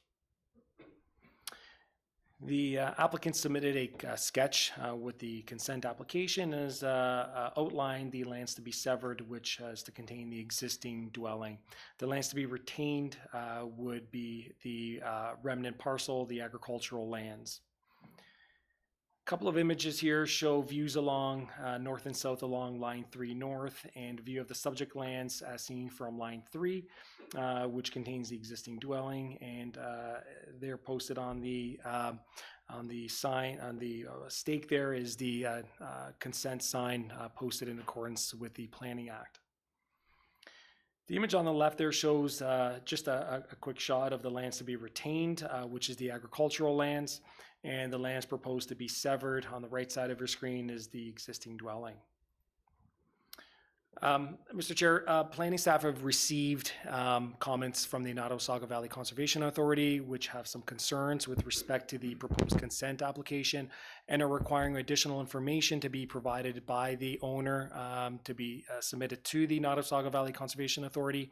Nottawasaga Valley Conservation Authority comments have been appended to the staff report, and for this reason, planning staff are recommending deferral of the consent application at this time to provide the applicant the opportunity to address the NVCA's comments in order to receive satisfactory comments from the NVCA in order for planning staff to proceed with this application further. So, Mr. Chair, I'll leave the comments at that point there. Happy to answer any further comments that committee may have. Thank you. Thank you very much, Mr. Karaskakis. I'll now ask the applicant, Jim Partridge, who is registered to speak to the application, if he wishes to provide any comments or indicate anything further to be added to the staff presentation. Mr. Partridge, please just step up, adjust the microphone, state your name. Honorable members, staff, I would like to start with saying that the staff have been very helpful within this application. I am not particularly computer literate, and I've been really behind the 8 ball in the way things are done nowadays. For instance, this report that you have, I understand was available a while ago perhaps, and I wasn't aware of it until today, so I didn't know until today that the Conservation Authority had a concern, which is upsetting. We didn't particularly want to buy this property. It was circumstances that caused it to happen. And anyway, it's been a difficult situation for us. And I don't really have any prepared comments. I don't really have much to say. I would ask that the committee approve the severance at this time. We have been in contact with, my daughter has been in contact with Rebecca Chan with Conservation Authority, and we will proceed with resolving the issues, whatever they are, in a timely manner, hopefully this month, as long as the Conservation Authority responds in a timely manner. Hopefully that isn't a challenge. But we can certainly look after it this month to solve the problem, whatever problem they have. Any questions? Thank you. Thank you very much, sir. Any questions from members of the committee, please? Mr. Mayor. Sorry, I apologize. Just a technicality thing, but I know who you are, Mr. Partridge. Can you just announce your name because you didn't do it at Oh, I'm first? sorry. I just want to bring that so it's on the record. I'm sorry, Jim Partridge. Thank you. And then, sorry. Please go ahead. And actually, I would like to, one of the reasons we bought this property is we very strongly believe in keeping agricultural land in agriculture, and the houses, when the zoning changes on this, it becomes that the remaining land cannot be built on, which is, I think, really important for agriculture moving forward in this township. It'll keep the agricultural land in agriculture, and the houses get taken away, and so, as Mr. Robinson earlier articulated, we quite agree with this policy that the township and the province is dealing with to keep agriculture first and foremost, or at least very important in this township. We certainly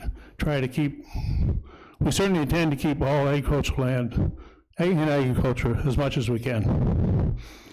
Thank you. Thank you. I have a question to the planning through you, Chair Lavoie, to the planning staff.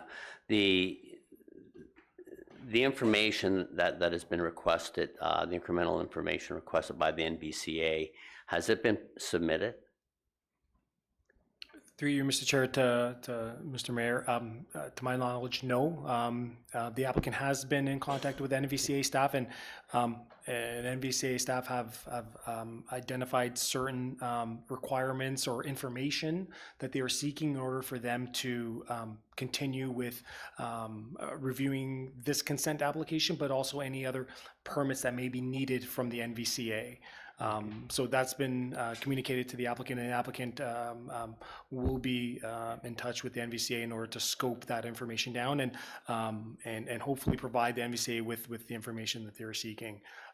It's at that point where we will require that NVCA clearance or satisfactory comments from the NVCA as a result of the information that they receive. So the township will be available to provide any other information that the NVCA may need if the applicant cannot provide this to them. Okay, thank you. And I do have a ton of respect for you, Mr. Partridge, and all the great you've done to work with the Agricultural Society and making sure that farmland is maintained and protected. My concern is I don't believe we're in the position to approve this tonight, even though you would like it to be approved without the CA's kind of approval. So I would recommend find out exactly what it is they want, submit it. I agree with if the house is surplus, and it should be, so that you can focus on the agricultural component of the land. But at this point, I don't think we're in the position where we could approve something that couldn't get overturned by not working with one of the CA partners that we also work with. Okay. Thank you very much, Mr. Mayor. Yes, Councillor Schell, please. Yes, thank you, Mr. Chair. I just returned last week from NVCA's meeting, and I was going to tell you this at council meeting, but now's an appropriate time. NVCA is having difficulties right now managing all of the requests that are coming into them because they've been flooded with the Ontario government's push to accommodate the Honda plant addition.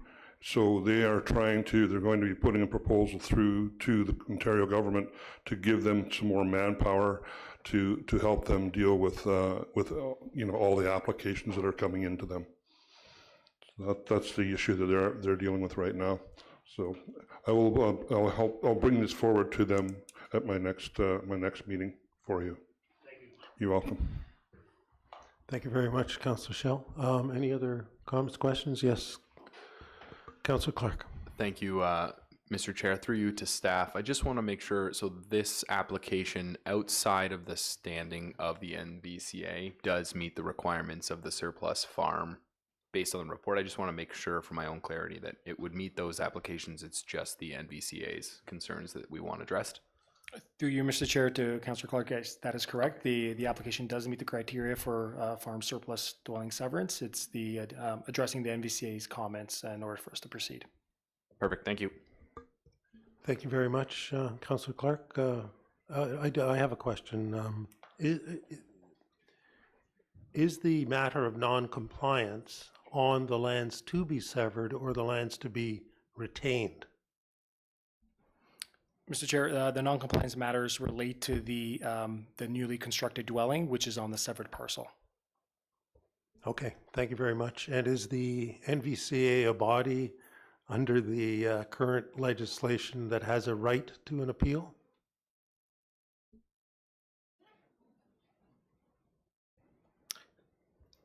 Through you, Mr. Chair, it's been changed several times. We'd have to look into that. Don't believe that I've been identified as a specified persons or body that can appeal a application. So could it be said that the matter of attaining compliance could prevail regardless of the non-compliance? In other words, were this matter not before us today and the applicant were somehow found to be not in compliance with their property, could the NVCA force compliance regardless of this consent application? Through you, Mr. Chair, because the non-compliance matter is related to fill, grading, and hazard limits and hazard extents associated with the water course, the applicant is required to submit detailed drawings and additional information. So, can they gain compliance? Perhaps. But that's a technical exercise that needs to be done between the applicant and the NVCA. Usually if this wasn't an application before the committee, they would have to go through the same process to achieve compliance and obtain any necessary approvals or permits from the NVCA. Okay, thank you very much. Any other questions or comments with regard to this? Okay, seeing none. Any other persons registered to speak to this matter, Madam Deputy Clerk? No, Mr. Chair, there were no additional registrations received. Okay, thank you. Is anyone else here who wishes to speak to this matter? Oh, yes, sir. Just step up and state your name. Hi, I'm Brent Hutchison, and I'm next door to this proposal. We didn't get a letter till, August 20th? And this is September 4th, and that's the first time I'm hearing about it. I'm not sure what kind of planning department we have in Oro-Medonte. Rather disappointing. We weren't given further notice. Oh, thank you very much for your comments. I'm not sure what the statutory limits are with regard to notice, but is there any comment from staff on that? Through Mr. Chair, the notice of public hearing was sent out in accordance with the Planning Act, which provides 14 days notice to send out. Okay, thank you very much. Other than your concern with regard to the notification period, do you have any concerns with regard to the 14 days notice within August was prime time for vacation. We could have been away on vacation, right? Easily. Do you have any concerns with regard to the application? It's one that deserves thinking about. It is a slippery slope, but Jim is a neighbor, and I agree, he's a good person. But that aside, sir. Okay, thank you very much, sir.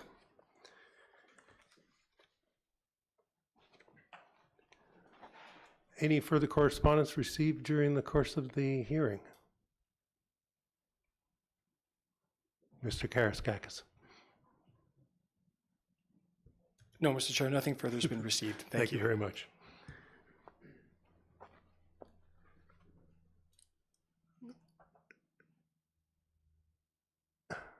May we have the motion read, please, Madam Deputy Clerk? Moved by Hutchison, seconded by Clark. It is recommended, one, that DS 2024-109, Andy Karaskakis, Manager Planning Services, reconsent application 2024-B14 by Jim and Nancy Partridge, 1307 Line 3 North, be received and adopted.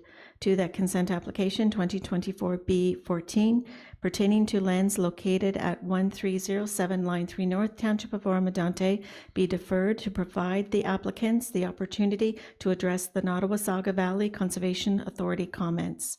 3, that the applicant be advised of the committee's decision under the Secretary-Treasurer's signature. Thank you very much. Any comments or questions with regard to the motion?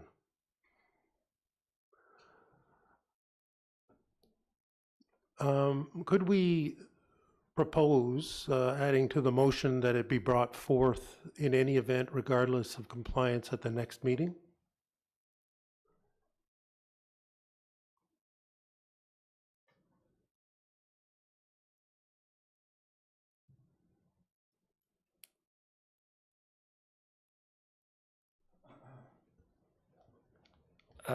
Through you, Mr. Chair, I guess the consequence with that is if we don't receive satisfactory comments from the NVCA, that we'll be in a position to recommend deferral again.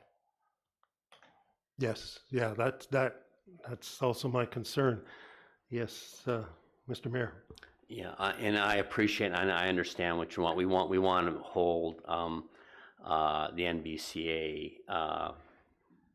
We'd like to hold them accountable for responding in a timely manner. But once the information's in, what is the standard time for turnaround by the NBCA on applications or the technical studies that they want?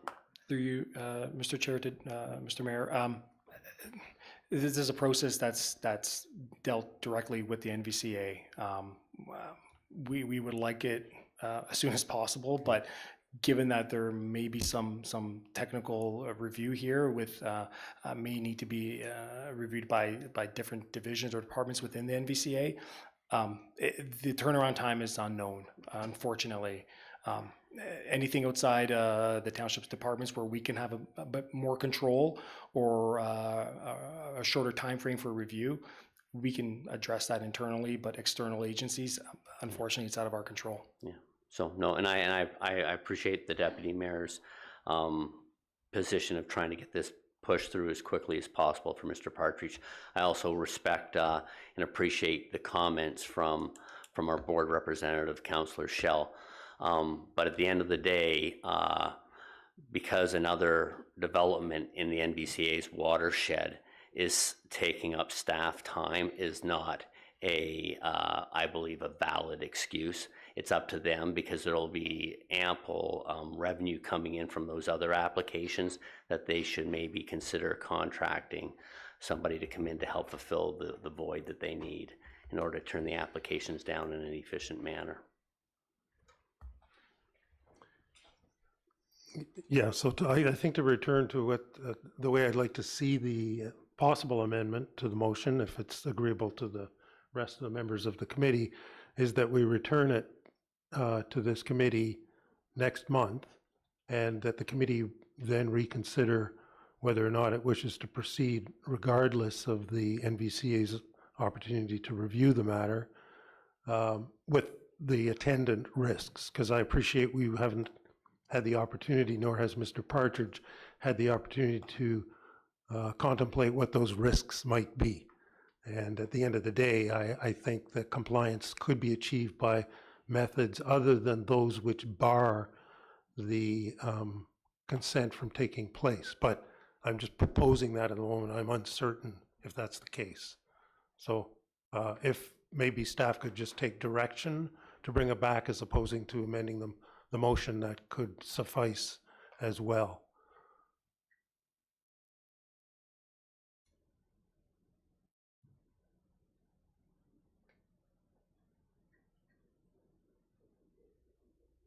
Mhm.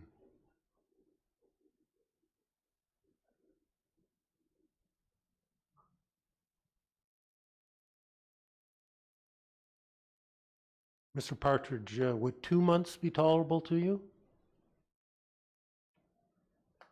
Yes, sir, thank you. Mr. Partridge acknowledges 2 months in lieu of 1.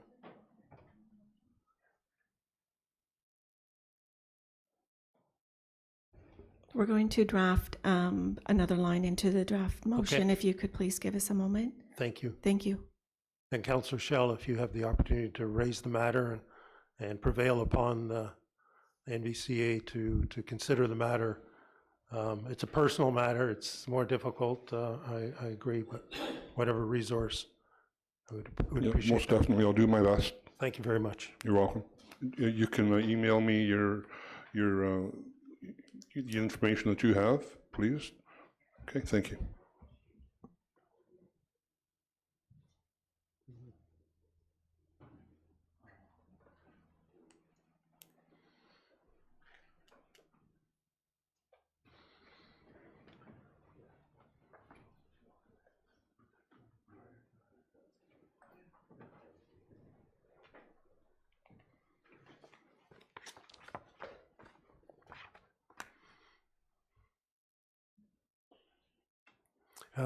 Mr. Mayor, you'd like to speak again, please? So, Councillor Schell, I just maybe what you may want to do is reach out prior to like this week, because I believe the NVCA board likely won't reconvene until the last Friday of the month, right? So that would be, so we don't lose 2 or 3 weeks in between. That'd be greatly appreciated, sir.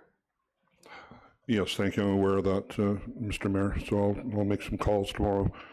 If you can get me the information, Mr. Partridge, I'll forward that to the right people. Okay, thanks.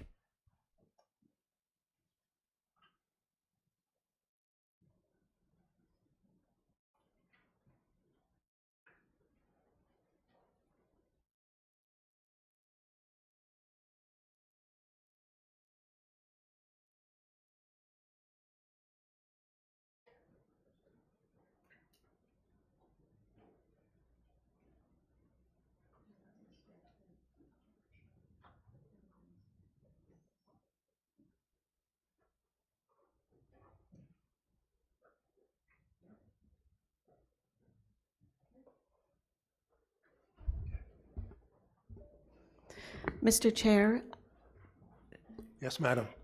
if it is approved by the mover and the seconder, which is Hutchison and Clark, the second line, and I can read the whole motion, that consent application be deferred and for the application to be brought forward to the October 2nd, 2024 Development Services Committee meeting. And we're going to strike that last line to provide the applicants the opportunity to address the NVCA comments. Yeah, we saw it 2 months, so November. I think while you were drafting it and didn't have our attention. I'm sorry, thank you. Yeah, no worries. Yes, Councillor Clark? Totally fine with it. Would it be possible to add language that if somehow they got the material earlier, we don't make them fair enough. Wait until November? Sure. Yeah, okay. Or sooner if possible, provided that the NVCA is or sooner if provided consents the material. to it. Consent Yes. to it. Thank you.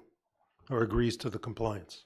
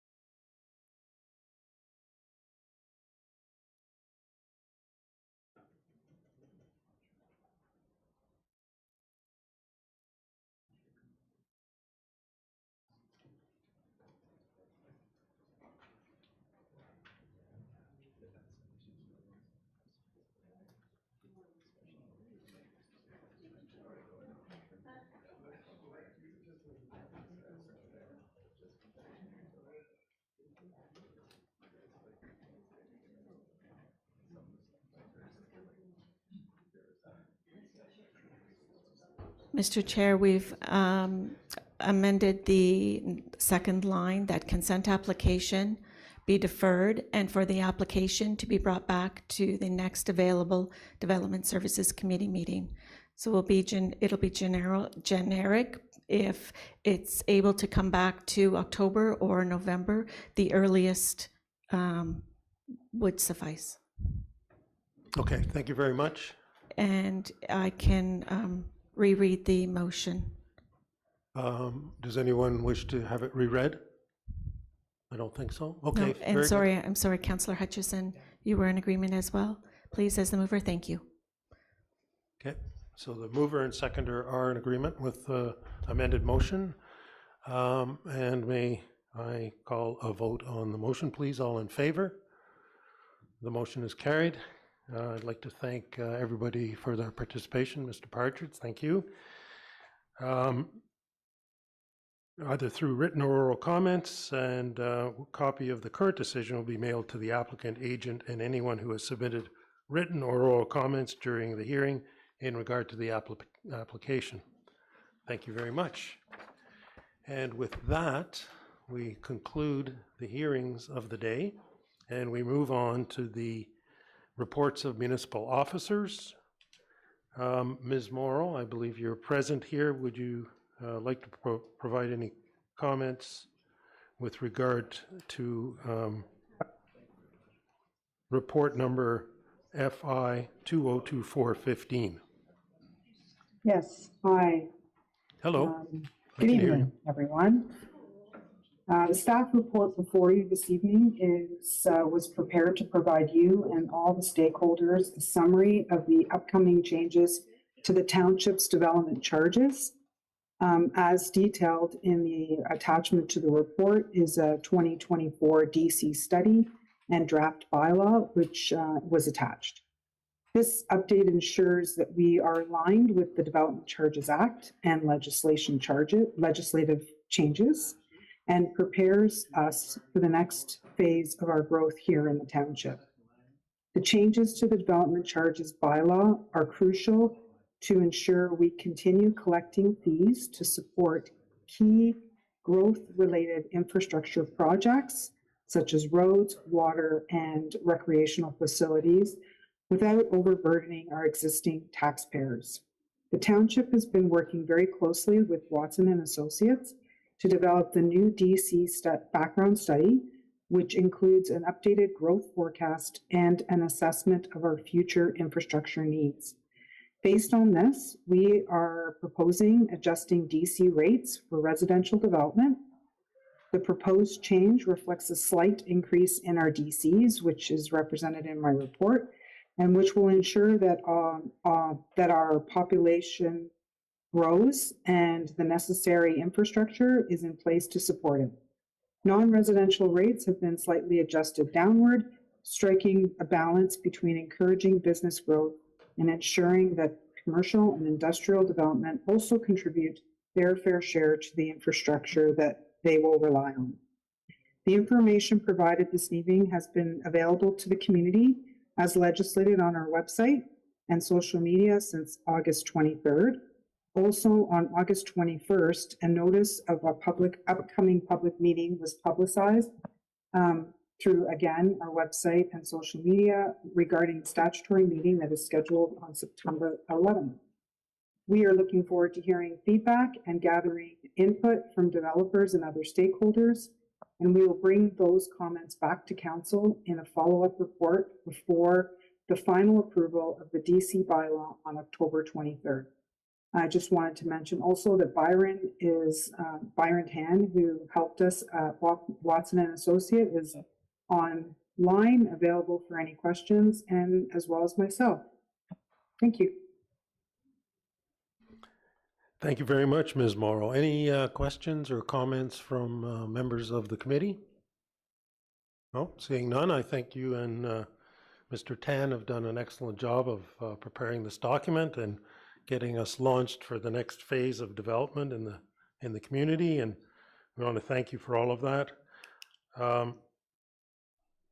Madam Deputy Clerk, may we have a motion for this matter, please? Moved by Shell, seconded by Clark. It is recommended that FI 2024-15 Nellie Morrow, Director of Finance, Chief Financial Officer, read 2024 Development Charges Study and Draft Bylaw Update be received for information only. Thank you very much. All those in favor? The motion is carried. So thank you for attending tonight, and have a good evening. Madam Deputy Clerk, may we have a motion for item 7B? Moved by Bard, seconded by Young. It is recommended, one, that DS 2024-101, Brent Spagnell, Director, Development Services, Rezoning Bylaw Amendment Application 2024 ZBA 03, Fresco, be received and adopted. 2, that zoning bylaw amendment application 2024 ZBA 03, specifically to rezone the subject lands from the agricultural rural ARU zone to the agricultural rural exception hold ARU 362H zone to permit a detached accessory residential dwelling unit be approved as follows.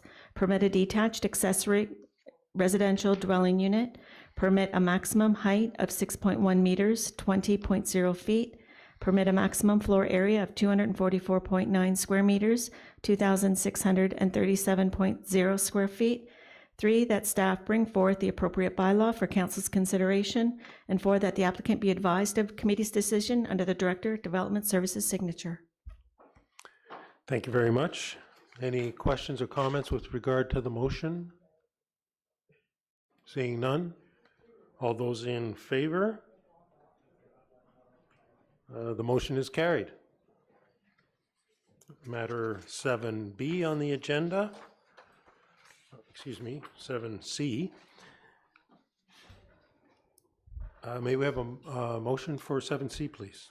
Moved by Clark, seconded by Greenlaw. It is recommended that DS 2024-103, Catherine McCarroll, Senior Planner, Rezoning Bylaw Amendment Application 2022 ZBA 04, and Draft Plan of Subdivision 2022 SUB 01, Shanty Bay Estates Limited, Concession 3, South Part Lot 27, Part Lot 28, Reference Plan 51R 19629, Parts 1 to 4, Oro, be received for information only. Thank you very much. Any comments or questions with regard to this proposed development?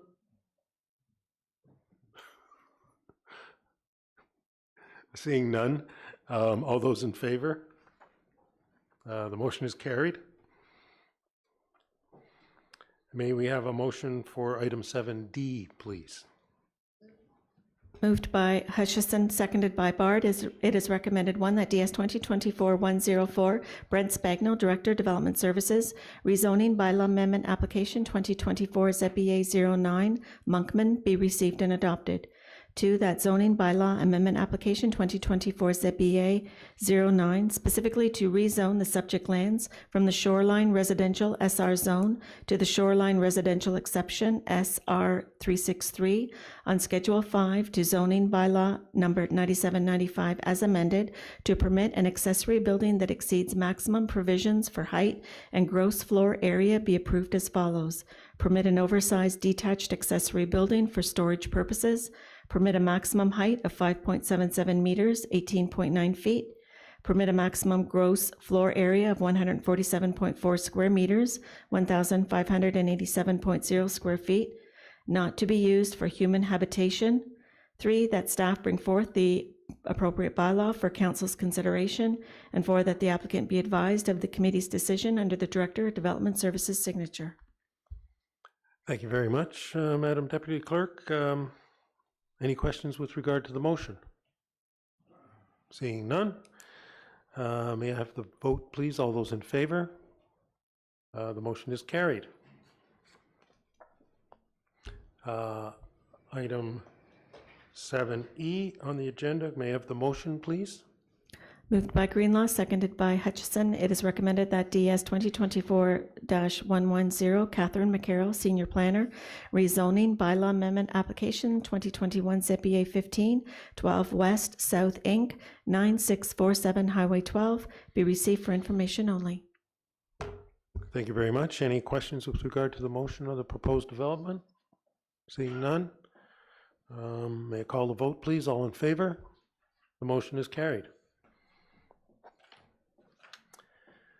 Well, thank you very much. With that, that concludes the matters before us tonight. I'd like to announce that the next meeting is October 2nd, so mark that down in your calendars for a thrilling evening. May I have a motion to adjourn, please?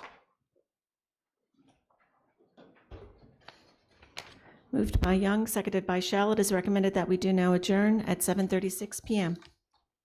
Thank you very much. All those in favor?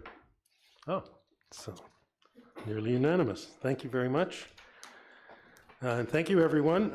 Mayor Greenlaw, over to you for the council meeting following the Development Services Committee. Thank you very much, Deputy Mayor. I'd like to call this meeting to order. May we please have a motion to adopt the agenda? Moved by Young, seconded by Hutchison. Be it resolved that the agenda for the council meeting of Wednesday, September 4th, 2024 be received and adopted. All in favor? That is carried. Does anyone have any pecuniary interest to declare? Seeing none, may we have a motion for the draft minutes of the previous council meeting, Madam Clerk? Moved by Clark, seconded by Bard. Be it resolved that the draft minutes of the council meeting held on Wednesday, August 7, 2024 be received and adopted as printed and circulated. Members of council, any amendments or changes of the draft minutes? Seeing none, I'll call the vote. All in favor? That is carried. May we have a motion to approve the recommendations of tonight's DSC meeting? Moved by Bard, seconded by Lavoie. Be it resolved that the recommendations of the Development Services Committee meeting held on Wednesday, September 4th, 2024 be adopted. All in favor?